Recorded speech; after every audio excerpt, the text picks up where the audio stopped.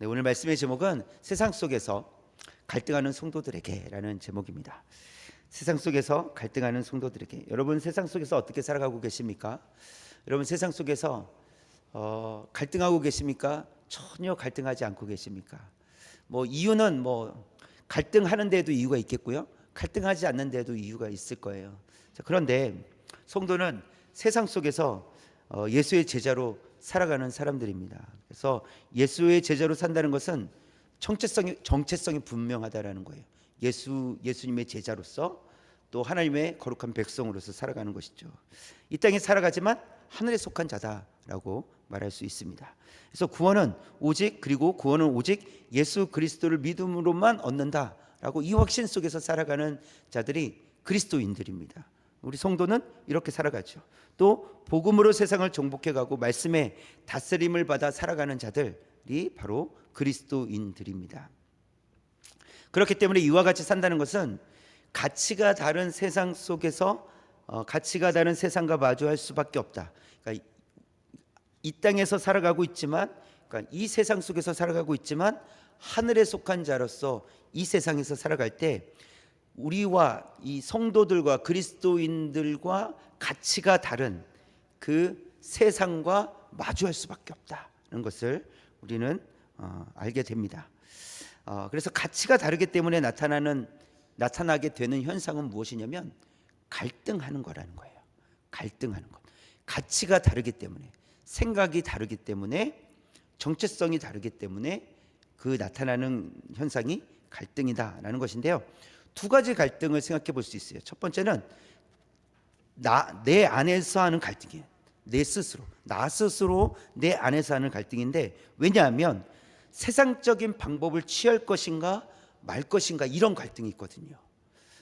내가 그리스도인으로 살아가야 되는데 세상의 방법을 내가 가지고 세상의 방법을 내가 조금 이용할 것인가 말 것인가 하는 그런 갈등이 있다라는 것이죠. 그래서 먼저는 내 안에서 갈등이 일어난다는 거예요. 또 한 가지 갈등은 다른 사람들과의 갈등입니다. 그래서 그들이 원하는 방식대로 하느냐 하지 않느냐를 결정해야 하기 때문에 그렇다라는 거예요. 그러니까 그들이 원하는 방식대로 해 주어야 될지, 아니면 내 방식대로, 그러니까 성경의 방식, 하나님의 방식대로 내가 살아가야 될지, 그러할 때 갈등이 일어날 수 있잖아요. 그럴 때 그런 갈등, 내 안에서 먼저 갈등이 일어나고 또 사람들과의 관계 속에서 갈등이 일어날 수 있다라는 사실입니다. 우리가 예수님의 제자로 살아가려고 한다면 이러한 갈등은 사라지지 않을 겁니다. 사라질 수가 없습니다. 왜냐하면 세상은 여전히 세상의 방식을 따라 살아가고 우리는 그리스도인으로서 하나님의 방식대로 살아가려고 하니 세상 속에서 살아가고 있는 그리스도인들은 갈등만 할 수밖에 없다는 것을 보여줍니다. 그러나 우리는 제자로서의 삶을 포기할 수 없잖아요. 그렇죠? 우리는 그리스도인으로서 또 예수님의 제자로서 살아가야 되는데 이것을 포기할 수 없다라는 사실입니다. 그래서 세상 속에서 갈등하는 성도들에게 필요한 말씀을 이제 오늘 읽은 말씀을 통해서 주시는데, 그 말씀이 무엇인지 세 가지를 한번 살펴보도록 하겠습니다. 첫 번째 한번 볼까요? 시작. 하나님은 세상을 심판하십니다. 하나님께서 세상을 심판하신다라는 사실입니다. 1절에 있는 말씀 볼까요? 시작. 들으라 부한자들아, 너희에게 임할 고생으로 말미암아 울고 통곡하라. 네. 들으라 부한자들아. 그래서 부한자들이 누구죠? 부자들을 얘기하는 거예요. 너에게 임할 고생으로 말미암아 울고 통곡하라, 이렇게 말씀하고 있습니다. 이것은 실제로 부자들에게 하는 경고예요. 그러니까 스스로 부자라고 하는 사람들에게 대한 경고입니다. 그래서 부하다라는 것은 1차적으로는 돈이 많은 거죠. 그렇죠? 부를 쫓아 살아가는 사람들이고요. 또 부하다라는 것은 힘이 있는 사람들이, 재물이 있기 때문에 힘이 있는 사람들, 힘으로 살아가려고 하는 사람들, 많은 이제 재물로 살아가려고 하는 사람들, 그런 사람들 향해서 경고하시는 말씀이 울고 통곡하라, 이렇게 말씀하세요. 왜냐하면 부를 쫓으며 하나님을 떠난 인생은 그 마지막이 심판이기 때문에 울고 통곡하라 이렇게 말씀하시는 거예요. 그러니까 불을 쫓아가는 인생, 그리고 불을 쫓아가며 하나님을 떠나는 인생은 결국 심판에 이를 수밖에 없다는 것을 말씀하고 계십니다. 그래서 아모스 8장 3절에 있는 말씀이에요. 시작. 그날에 궁전의 노래가 애곡으로 변할 것이며 곳곳에 시체가 많아서 사람들이 잠잠히 그 시체들을 내어 버리리라. 주 여호와의 말씀이니라. 네, 하나님을 떠난 이스라엘. 그러니까 택함 받은 이스라엘 백성들. 그러나 그들이 하나님을 떠났을 때 어떤 일들이 일어납니까? 궁전의 노래가 애곡으로 변할 것이다. 곳곳에 시체가 많아서 사람이 잠잠히 그 시체들을 내어 버리리라. 이런 비극이 생긴다는 것입니다. 그래서 애곡으로, 애통으로 변하게 될 것이다. 하나님을 떠난 인생, 세상을 쫓아가는 인생은 이렇게 될 수밖에 없다라는 것을 말씀하십니다. 또 이사야서 말씀에서도 동일한 말씀을 하고 계시는데요. 시작. 거리에서는 굵은 배로 몸을 동였으며 지붕과 넓은 곳에서는 각기 애통하여 심히 울며라고 했어요. 이것은 이 모압에 대한 경고예요. 모압이라는 나라에 대한 경고인데, 하나님을 두려워하지 않는 이 모압이 황폐하게 될 때가 온다라는 거예요. 그때 어떻게 됩니까? 각기 애통하여 심히 울며 이럴 때가 오게 된다라는 것을 말씀을 하고 있습니다. 그래서 하나님을 떠난 인생, 하나님을 두려워하지 않는 인생은 애통하며 심히 울 때가 오게 된다라고 말씀하시는 거예요. 자, 그런데요, 애통하며 우는 일에도 시기가 중요합니다. 언제 애통하고 우느냐에 따라 좀 달라지기도 해요. 베드로를 보면 베드로는 예수님을 3번이나 부인을 하잖아요. 그래서 그 부인하고 닭이 울었을 때 베드로가 어떻게 됩니까? 어떻게 합니까? 한 행동이 무엇이었습니까? 뒷골목에 가서 우는 거였어요. 우는 거, 애통해 하는 거였어요. 여러분, 베드로는 연약했지만 다행히 예수님을 떠나지는 않았습니다. 연약한 부분이 있었어요.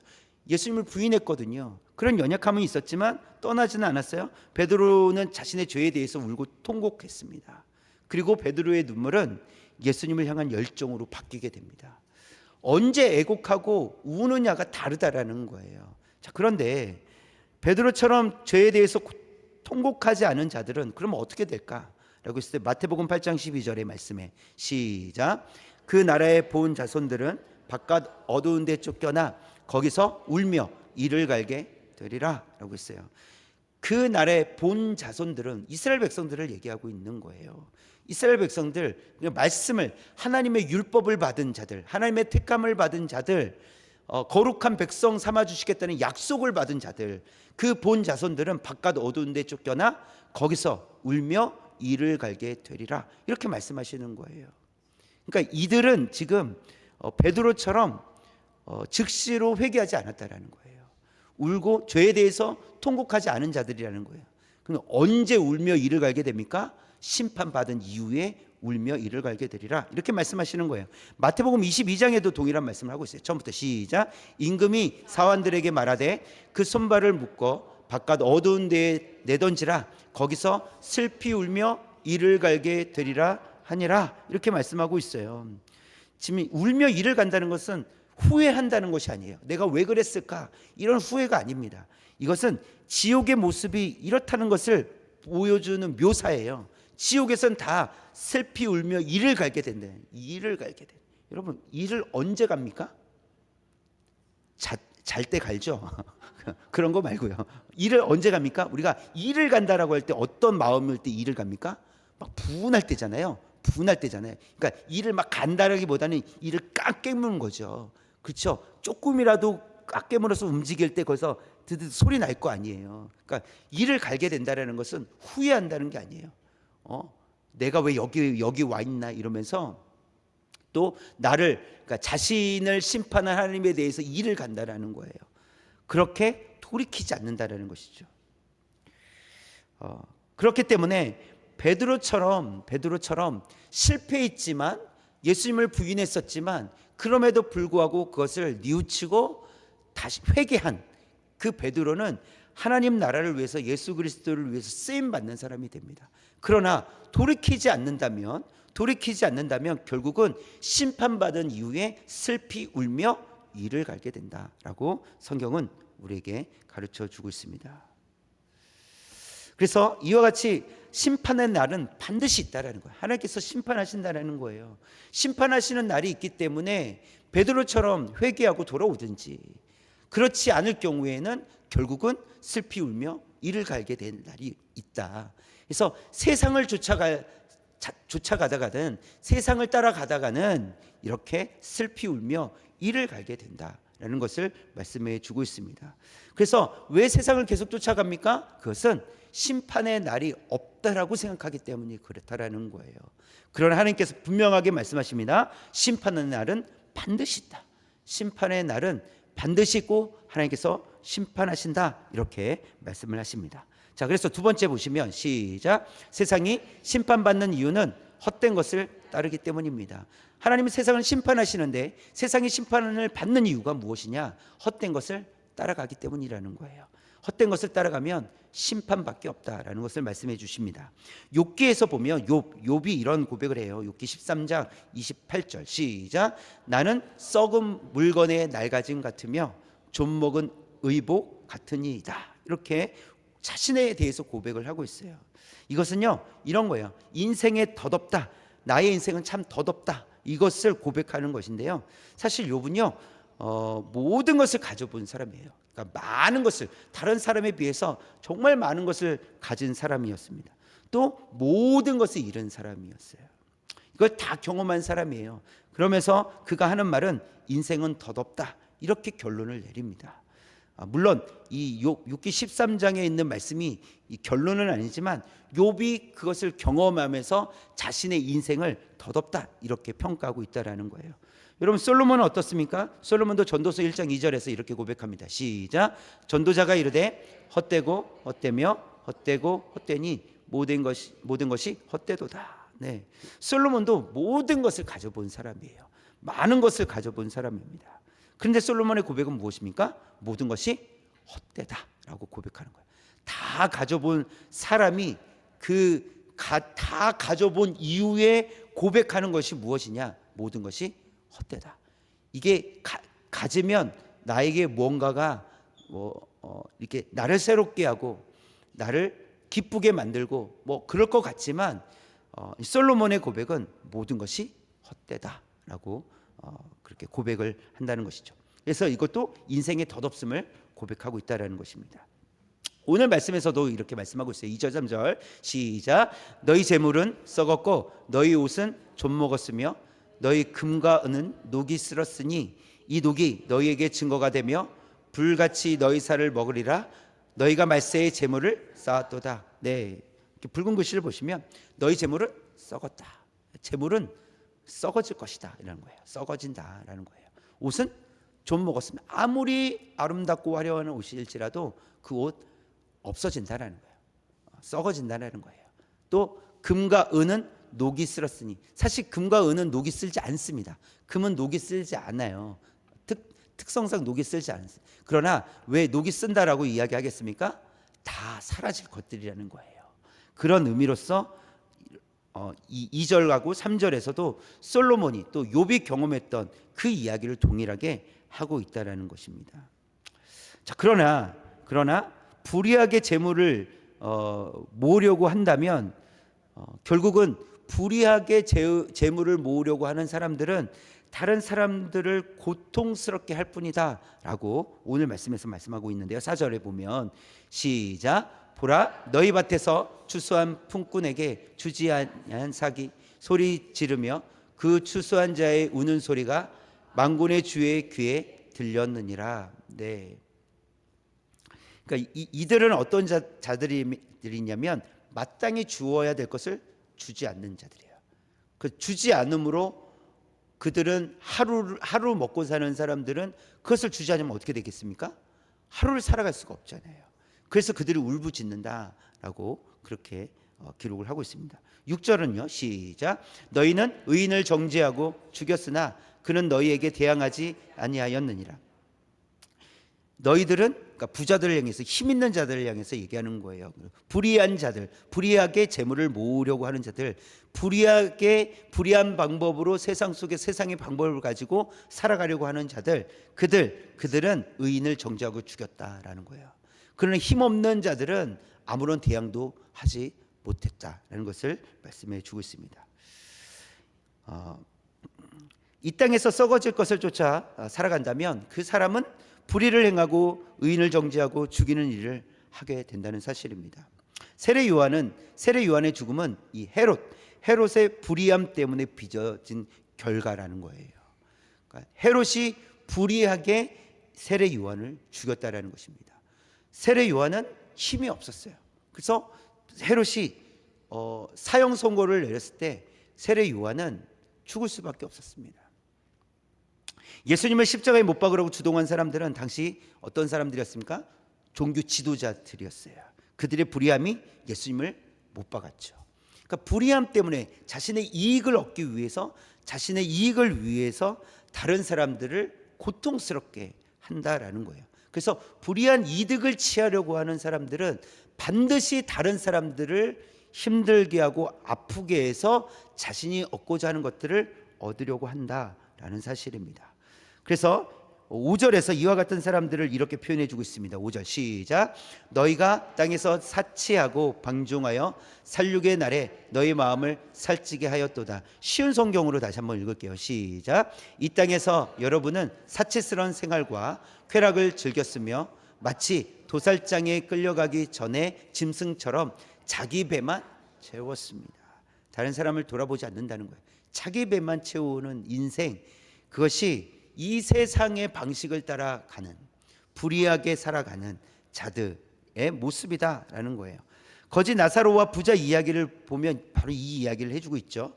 부자는 매우 호화스럽게 살았습니다. 그리고 가장 비싼 옷, 가장 좋은 옷을, 또 가장 좋은 음식을 먹으면서 지냈습니다. 거지 나사로가 이 대문 앞에서 부스러기로 줄인 배를 채울 때에도 부자는 거지 나사로를 돌아보지 않았어요.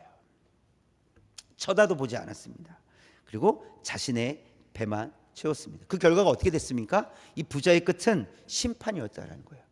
부자의 끝은 심판. 이 땅에서는 그러니까 부를 가지고 있었기 때문에, 재물을 가지고 있었기 때문에 평안하게 살고, 그리고 뭐 순조롭게 살아간다 할지라도 그의 끝은 심판이었다라는 것을 이 거지 나사로와 부자 이야기 속에서 그러니까 그 이야기를 통해서 우리에게 가르쳐 주고 있습니다. 세상은 왜 심판을 받습니까? 영원하지 않는 것을 위해 영원한 것을 찾지도 않고 구하지도 않고 거절하기 때문이라는 거예요. 영원한 것을 찾지도 않고 구하지도 않고 거절했기 때문에 그들은 심판받을 수밖에 없다라는 사실입니다. 그러나 성도는요, 없어질 것에 마음을 두지 않아야 되겠습니다. 그리고 영원히 있는 하나님의 말씀, 하나님의 뜻에 마음을 두고 살아갈 수 있기를 원합니다. 우리의 삶은 그래야 된다는 거예요.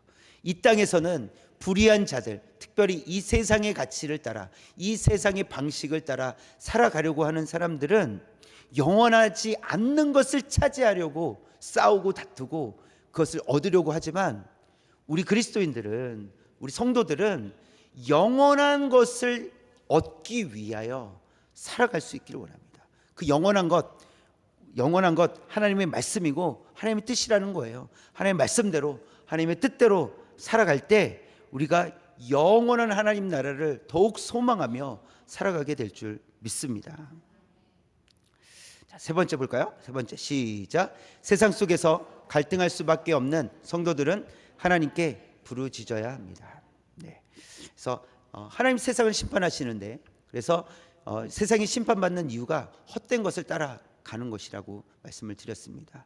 그래서 세상 속에서 우리가 갈등할 수밖에 없는 것은 세상의 방식대로 살아가는 사람들과 우리가 함께 살아가고 있기 때문에 성도들은 갈등할 수밖에 없고, 그 갈등 속에서 성도가 해야 될 일은 하나님께 부르짖는 것이다. 부르짖어야 된다라는 사실입니다. 4절 말씀 붉은 글씨 다시 한번 보겠습니다. 시작. 그 추수한 자의 우는 소리가 만군의 주의 귀에 들렸느니라. 네, 억울한 자들의 그 부르짖는 소리가 소리를 하나님께서 들으신다라고 말씀해 주십니다. 그래서 하나님께서는 힘에 의해서 고통받는 자녀들의 소리에 귀를 기울이신다라는 사실입니다. 그렇기 때문에 부르짖으라 이렇게 말씀하시는 것이죠. 애굽에서 종살이하던 이스라엘 백성들은 고통이 극에 달했었습니다. 하나님께서 그들의 부르짖음을 그때 들어주셨는데요. 출애굽기 3장 7절 시작. 여호와께서 이르시되 내가 애굽에 있는 내 백성의 고통을 분명히 보르고 그들이 그들의 감독자로 말미암아 부르짖음을 듣고 그 근심을 알고 이렇게 말씀하세요. 애굽에 있는 내 백성의 고통을 분명히 보았다 이렇게 말씀하세요. 부르짖음을 들었다, 그 근심을 알았다 이렇게 말씀하십니다. 하나님은 우리의 부르짖음을 들으시는 줄 믿습니다. 우리의 마음의 근심을 아시는 줄 믿습니다. 그리고 하나님께서는 이스라엘 백성들을 자유케 하시려고 젖과 꿀이 흐르는 가나안 땅으로 데려가시겠다고 이렇게 약속을 하셨어요. 그러니까 들으시는 것으로 끝내지 않고 알고 계시는 것으로 끝내지 않고 이스라엘 백성들을 애굽에서 탈출시켜서 하나님께서 명령하신 땅, 하나님께서 주신 땅, 그 땅으로 들어갈 수 있도록 하셨다는 사실이에요. 이것이 구원이죠. 이것이 회복입니다. 하나님께서는 우리의 부르짖음을 들으시고 우리를 회복시켜 주실 줄 믿습니다. 누가복음 18장에서도 이 불의한 재판관 이야기를 예수님께서 들려주시는데요. 하나님을 두려워하지도 않고 사람들을 무시하는 재판관의 이야기예요. 그래서 불의하다, 그는 불의한 재판관이다 라고 시작을 하거든요. 그러니까 그가 불의하다라는 것은 중요하지 않다고 여기는 것은 쳐다도 보지 않는다는 거예요. 신경도 쓰지 않은 사람이에요. 그러니까 조금 우리 말로 하면 나쁜 사람이라는 거예요. 나쁜 사람, 악한 사람이라고 할 수 있습니다. 그래서 불의한 재판관이라고 이야기를 합니다. 그런데 어느 날 한 가부가 찾아오는 거예요. 원수를 갚아달라고 계속해서 요청하는 거예요. 그래서 싫다고 돌아가라고 재판관이 귀찮아서 싫어 이런 마음이었겠죠. 돌려보냈어요. 근데 그 다음날에 또 온 거예요. 또 돌려보냈어요. 근데 그 다음날에 또 온 거예요. 뭐 이렇게 일주일이 지나갔어요. 매일매일 일주일 동안 찾아왔어요. 그랬더니 이 재판관이 고민이 되는 거예요. 야, 이거 안 들어주면 매일 오는 거 아니야? 라고 생각을 한 거죠. 그러니 안 되겠다. 내가 너무 괴롭다. 매일 이렇게 찾아오면 내가 괴로워서 안 되겠다 하고 그 청을 들어주었다라고 성경은 기록을 하고 있어요. 좋아서 들어준 거예요? 싫은데도 들어준 거예요. 싫은데도 들어준 거잖아요. 그런데 싫은데 왜 들어줬어요? 자기가 괴로울까봐. 아무리 불의해도 자기가 괴로울까봐 들어준다는 거예요. 자, 이 얘기를 예수님께서 해주시면서 좋으신 하나님께서 반드시 응답해 주신다는 거예요. 좋으신 하나님께서 억지로 싫은데 들어주시는 것이 아니라 좋으신 하나님께서 우리가 기도할 때 들어주시지 않겠냐는 거예요. 그런 의미로서 예수님은 기도하라 이렇게 말씀하시는 거예요. 부르짖으라 이렇게 말씀하시는 거예요. 안 들어주시는 것 같지만 하나님께서 싫어서 안 들어주시겠냐는 거예요. 하나님께서 싫어서 안 들어주셔도 불의한 재판관이 들어준 것처럼 하나님이 싫으셔도 들어주신다는 거예요. 우리가 매일 찾아가서 하나님께 그렇게 계속 기도해봐라. 하나님께서 싫으셔도 들어주신다라는 거예요. 그런 의미가 깔려 있으면서 그러나 하나님은 싫은데 들어주시는 분이 아니시라 좋으신 하나님께서 우리의 기도를 들어주신다는 거예요. 그런 기도하라, 부르짖으라 이렇게 말씀하십니다. 그래서 예레미야 33장 3절 시작. 너는 내게 부르짖으라. 내가 내게 응답하겠고 내가 알지 못하는 크고 은밀한 일을 내게 보이리라. 너는 내게 부르짖으라 이렇게 말씀하세요. 부르짖으래요. 그럼 응답해 주시겠다 말씀하십니다. 그러면 우리가 알지도 못하는 아주 은밀한 일까지도 볼 수 있도록 하겠다라고 말씀해 주십니다. 여러분, 우리가 왜 부르짖어야 되겠냐는 거예요. 이것은 하나님의 약속이라는 거예요. 하나님께서 약속해 주세요. 부르짖으면 응답해 주겠다라고 말씀해 주십니다. 응답해 주실 뿐만 아니라 우리가 부르짖지 못한, 우리가 알 수도 없는 그런 일들을 하나님께서 행하여 주실 것을 약속해 주신다는 사실입니다. 그래서 우리는 부르짖는 것이 필요한데요. 또 부르짖을 때 마음을 모아 부르짖는 것이 필요합니다. 마음을 모아 기도하는 것이 필요해요. 사도행전 12장 5절 시작. 이에 베드로는 옥에 갇혔고 교회는 그를 위하여 간절히 하나님께 기도하는. 베드로가 옥에 갇혔을 때 베드로는 그래도 이 초대교회에서 이 수장이었잖아요. 리더였어요, 리더. 근데 그 리더가 옥에 갇히게 됩니다. 그랬더니 교회는 그를 위하여 간절히 하나님께 기도하였더라, 이렇게 말씀하고 있어요. 갇히기 시작했을 때부터 기도했다라는 것이죠. 또 12장 12절에 보니까 시작. 깨닫고 마가라는 요한의 어머니 마리아의 집에 가니 여러 사람이 거기에 모여 기도하고 있더라. 그러니까 베드로가 옥에 갇힌 순간부터 기도했었고요. 베드로가 풀려나는 그 순간까지, 베드로가 또 풀려나서 사람들이 마리아의 집, 사람들이 기도하는 곳까지 올 때까지 여러 사람들이 거기서 모여서 뭐 했다고요? 기도하고 있더라. 기도했다는 거야. 여러분, 기도할 때 함께 부르짖을 때 하나님께서 그 부르짖음을 들어주실 줄 믿습니다. 그래서 기도에는 힘이 있어요. 기도는 힘이 있다라는 사실입니다. 또 함께 마음을 모으는 기도는 더욱 힘이 있다라는 사실입니다. 우리가 이 금요일 저녁에 모여서 우리가 부르짖고, 우리가 또 하나님을 찬양하고 말씀을 듣고 부르짖습니다. 근데 이 시간이 왜 중요합니까? 우리의 부르짖음을 하나님 들으시기 때문이라는 거예요. 여러분, 우리가 일주일 동안 이렇게 부르짖으며 기도할 수 있는 시간이 언제입니까? 금요일밖에 없어요. 금요일, 주일날도 이렇게 부르짖으며 기도하지 못하잖아요. 근데 금요일만큼은 정말 부르짖으며 우리가 기도할 수 있잖아요. 여러분, 이 시간을 사모하십시오. 기도하는 시간을 사모하십시오. 부르짖는 이 시간을 사모하십시오. 우리가 부르짖을 때 하나님께서 들으시고 응답해 주실 줄 믿습니다. 우리 교회가 함께 마음을 모아 부르짖을 때 하나님께서 우리의 기도를 들어주실 줄 믿습니다. 그래서 세상 속에서 갈등할 수밖에 없는 우리에게 필요한 것은 하나님께 부르짖는 거예요. 그러면 응답해 주실 줄 믿습니다. 모든 문제들을 해결해 주실 줄 믿습니다. 갈등 가운데 지혜롭게 이길 수 있도록, 지혜롭게 살아갈 수 있도록 우리를 인도해 주실 줄 믿습니다.